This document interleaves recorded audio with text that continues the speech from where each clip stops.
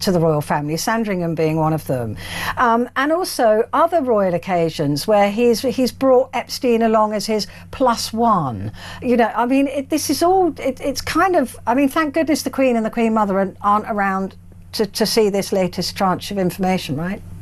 Yes, well, I mean, exactly. He entertained both Ghislaine and others, and Epstein at Ascot in the royal box. I mean, lots of associates were entertained, for example, to tea or by King Charles or the former Queen at Balmoral. Epstein talked about the hat trick that was going to Balmoral, Windsor, and Sandringham. But, you know, he was taking people into the throne room at Buckingham Palace. He treated all these places, as I say, as a place that he could impress his friends with. And of course, they took lots of pictures, and this was part of their hold over him. It showed just the level of access and trust that there was between them. But it rather belies his claims that he hardly knew Epstein and hardly ever saw him. I mean, what I discovered in the course of my 4 years' research was you couldn't believe a single word that Andrew said. It had to be checked out. And time again, you know, even the times when he knew Epstein were actually that the relationship began much earlier and ended much later than he claims. And also, of course, his ex-wife, she had her own relationship with Epstein. I mean, my understanding is that he refused to take phone calls from Fergie at one point because he was fed up of her asking for money.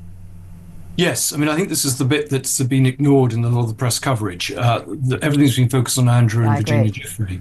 But Sarah Ferguson had more numbers in the Little Black Book than actually Andrew. She was often in New York, I mean, sometimes twice a month, staying in one of Epstein's flats as late as 2014, so years after she claimed to have cut off links with him. They had something called the Britannia Suite that they used at his home on 71st Street because they were there so often.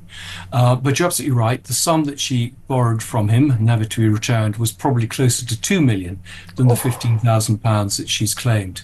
And, you know, we know how close she was. And of course, this is all doesn't play very well for someone who was making her money writing children's books and supporting children's charities.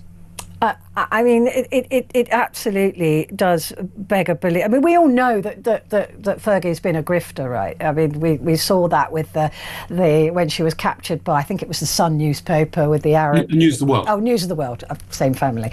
But yeah, we saw that, didn't we? Her grifting to sell connections and to sell introductions that she went through. But when it comes to Epstein, that is a whole different ball game of embarrassment, isn't it? That she's there begging him for money. What else she got involved in, we don't know, but certainly